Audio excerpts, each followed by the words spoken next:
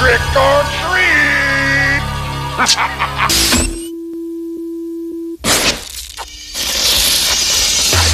Did you know there was a Halloween-themed episode of Freddy's Nightmares? You did? Why the hell didn't you tell me? Well, today, my fright friend, we're taking a look at a little television terror as Freddy Krueger finds himself a new ghoul friend as he stalks a young medical student on Halloween. The episode begins at a sorority, so I'm expecting some Porky-style shenanigans. Marsha's trying to study for a test, but everyone else decides to party. Who the hell parties on Halloween? Looks like someone shops at Silver Shamrock.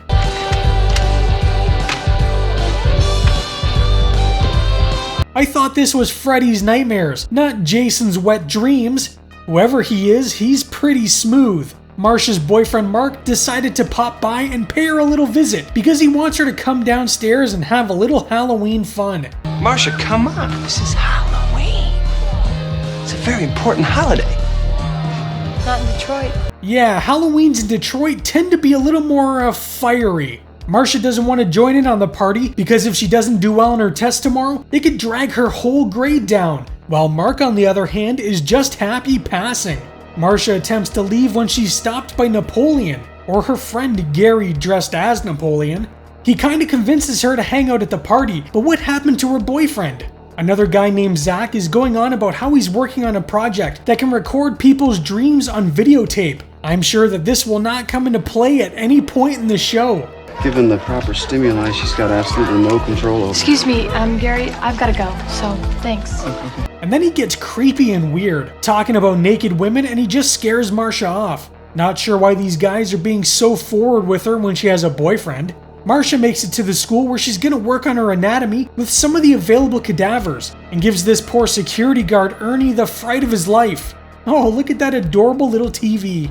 This town really takes this trick-or-treating stuff seriously, don't they? They also take not fumbling their lines seriously. Thanks to one Freddy Krueger, the residents of Springwood now act like Halloween is this big deal, when Freddy has never had anything to do with Halloween. I think these people are getting their 80s slashers mixed up.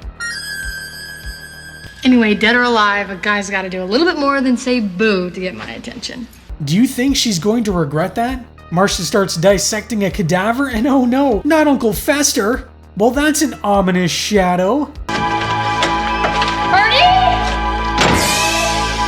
Oh, I thought a guy would have to say more than boo to get your attention. Marsha brings in Ernie, but there's suddenly nothing on Fester's head. I think all this studying and not having fun is starting to get to her. Marsha starts to wash up when she has a lovely flashback to time spent with her grandmother. I'll teach you to touch filthy boys. Vile. Unclean. Boys? Unclean? I think we all know cooties come from girls. Her grandmother doesn't seem to like her spending time with the boys. And I think you've scrubbed your hands good enough. Generally, I like to keep a couple layers of skin. Come to Granny! Why, Granny? You have such a lovely singing voice. Oh, thank God Mark's here. Marsha was really beginning to lose it. Everything Marsha has been dealing with all comes down to her grandmother. It's clear the old woman didn't like seeing her around boys, but that can't be all it is, right? I'm sorry, please understand. It's just that when I think about her, I can't. Even with Granny dead, she's still able to cock-block Mark from beyond the grave. Mark hears a strange noise and decides to go see what it is alone, which is something you should always do when there's a maniac stalking you. It's nice to see Marsha finally embracing Halloween. She knows it's easier to just slip the mask off, right? Marsha, you've hurt my feelings. Mark! Yeah, that sounds exactly like Mark. You should go check it out. Does Mark always wear a trench coat and fedora? Mark, what is the matter with you? Oh, Mark, you little scamp. According to Mark, this is a Halloween tradition in Springwood. But since when? Not once in 54 movies has anyone ever mentioned a Halloween tradition involving a skeleton wearing a fedora. This has suddenly turned into a Three Stooges bit. Marsha wakes up and thank God, it was just a horrible nightmare. Mark arrives to see her, but she thinks he's just messing with her. He manages to convince her that she's just seeing things because she's been studying way too hard, and they need to have a bit of fun. And by fun, I mean she needs to be traumatized even further by seeing her grandmother's home. And who's that inside her home? Why, it's Marcia, making out with a random guy. Filthy whore, we're never gonna get you clean. Uh-oh, looks like Granny's whore senses went off. The guy excuses himself, but poor Marcia is about to get an earful.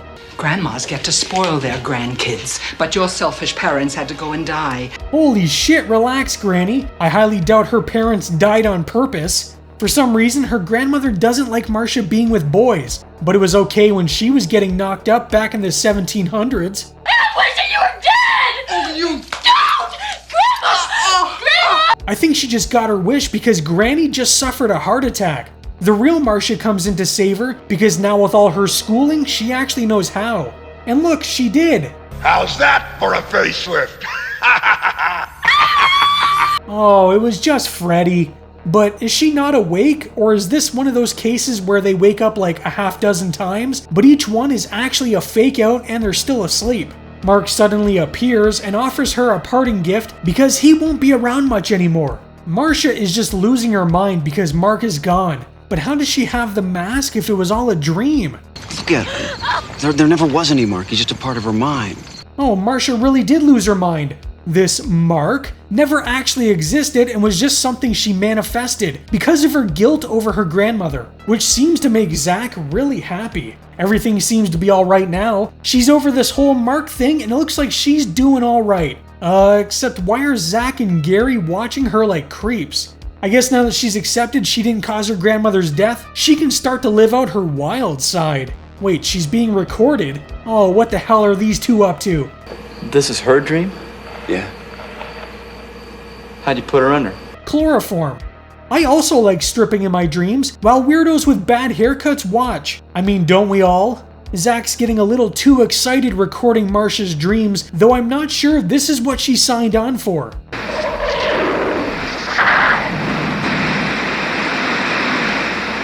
Sorry kids, but this is a PG Nightmare on Elm Street, so no boobs for you.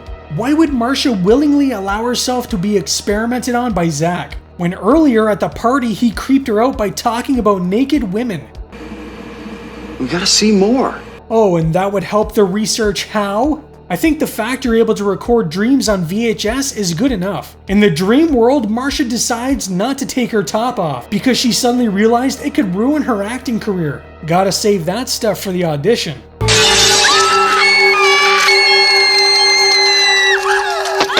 I love screamers.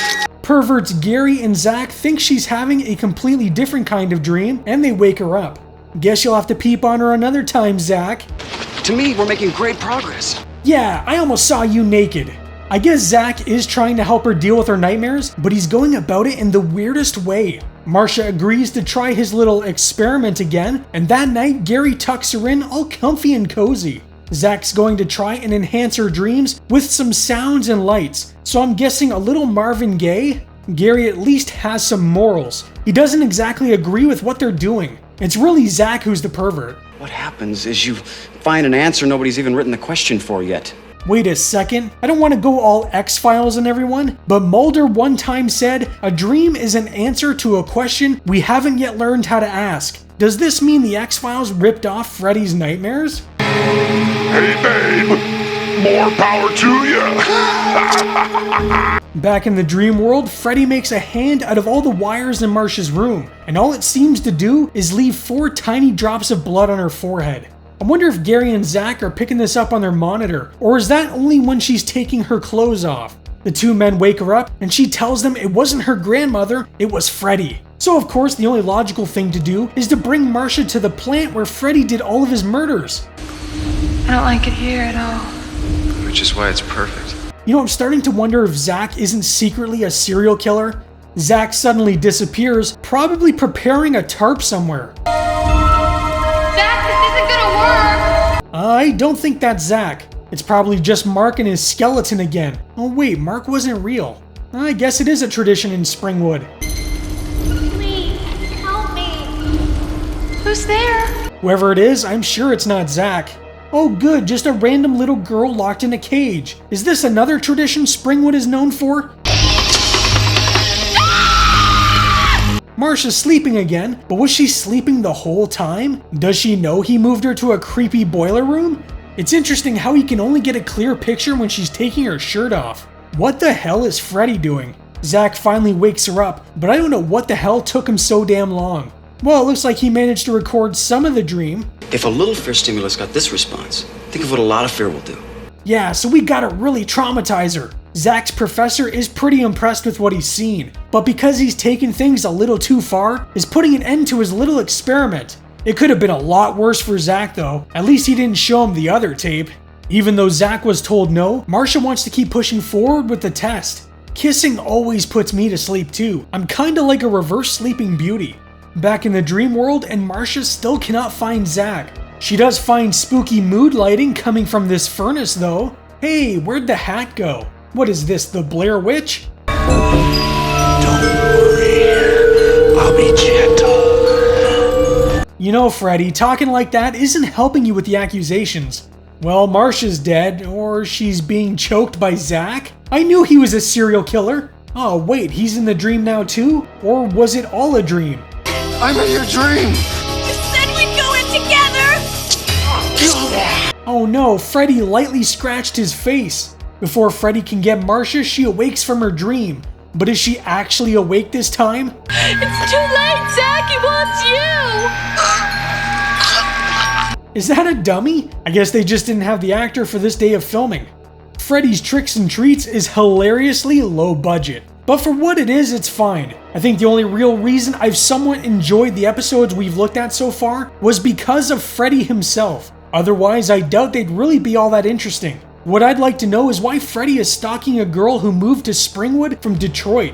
Originally, Freddy only stalked the children of the parents who killed him, and then eventually the friends of Alice after Kristen gave her her dream powers. But now he just goes after anyone, it seems. It doesn't really matter, just something I thought I'd mention. The first half of the episode is much more enjoyable as it has a more spooky Halloween vibe. The second half, when it sort of switches to Zach, is not nearly as interesting as it's after Halloween, so you miss out on all the fun Halloween imagery. Some of the special effects are decent, like the hand made out of the wires, which is kind of creative, and there are some good transitions when Freddy changes from another person to himself. The acting is what it is. It's not bad, but it suits the cheap and campy vibe that the show is known for. Mariska Hargitay, who plays Marcia, is the daughter of parents Mickey Hargitay and Jane Mansfield. And yes, these are her parents right here. God damn. While it's always hard to step out of the shadows of two Hollywood legends, Mariska has carved her own path, appearing in 552 episodes of Law & Order Special Victims Unit as Olivia Benson.